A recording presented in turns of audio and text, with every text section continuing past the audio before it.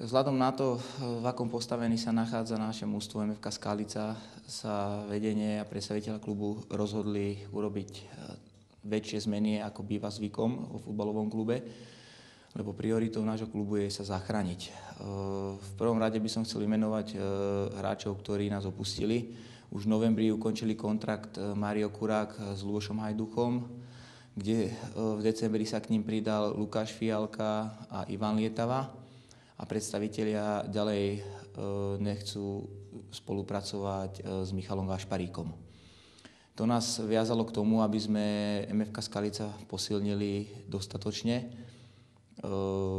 Posily, ktoré prišli v rámci Slovenska, sú to dosť zvučné mená, či Martin Krnáč, Martin Dobrodka.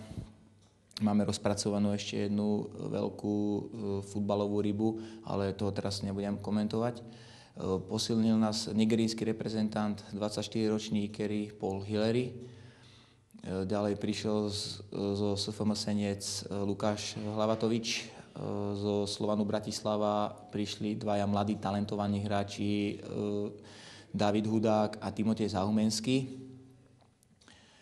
Potom sa nám podarilo dotiahnuť hosťovanie hráča zo Zbrojovky Brno.